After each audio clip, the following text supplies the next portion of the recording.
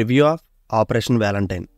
ప్రస్తుతానికి హీరో వరుణ్ తేజ్ గారి film career bad ఫేస్లో నడుస్తుంది.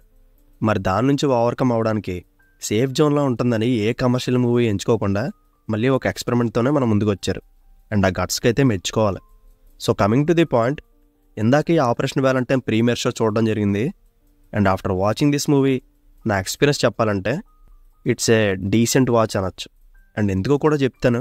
దానికన్నా ముందు ఫస్ట్ ఈ మూవీ ప్రెమైస్ చూస్తే 2019 సిఆర్పిఎఫ్ జవాన్స్ మీద టెర్రరిస్ట్ గ్రూప్ చేసిన ఆత్మాహుతి దాడి, పుల్వామా అటాక్ ఇన్సిడెంట్ని బేస్ చేసుకొని తీసిన మూవీ ఇది.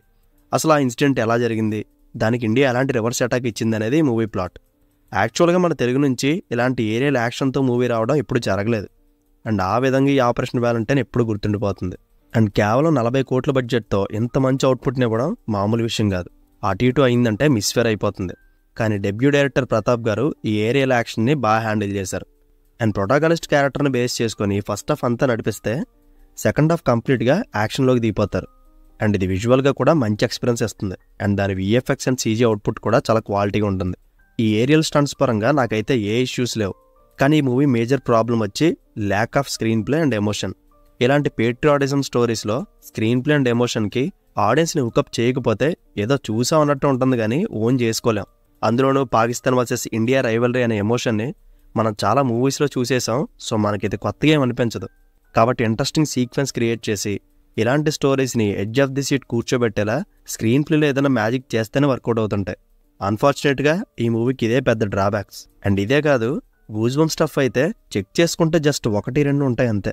అండ్ ప్రాపర్గా వాటిని కూడా ప్రజెంట్ చేయలేదు. And love track just okay అని చెప్పాలి.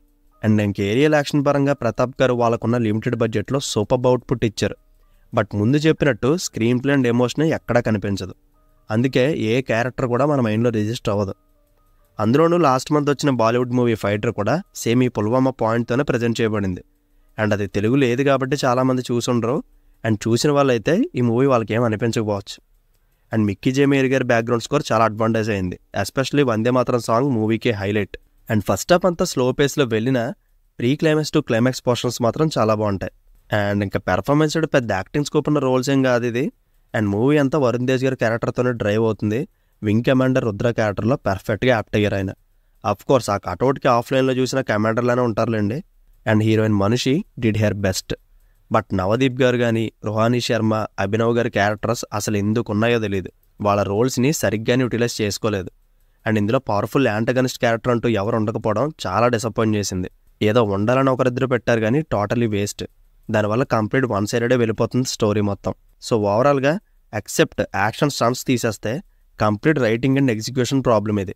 బట్ రొటీన్గా వస్తున్న మూవీస్ బోర్ కొట్టి ఏదైనా కొత్త జోనర్ని ఎక్స్పీరియన్స్ చేయాలంటే ఈ ఆపరేషన్ వ్యాలంటైన్ని డెఫినెట్గా ట్రై చేయొచ్చు. అండ్ రన్ టైం కూడా జస్ట్ 2 గంటలు ఉంటుంది కాబట్టి పీస్ఫుల్గా వెళ్ళిపోతుంది. బట్ హృతిక్ రోషన్ గారు ఫైటర్ మూవీ చూసిన వాళ్ళు ఉంటే ఈ ఆపరేషన్ వ్యాలంటైన్ పెద్ద ఇంప్రెస్ చేయదు వాళ్ళని.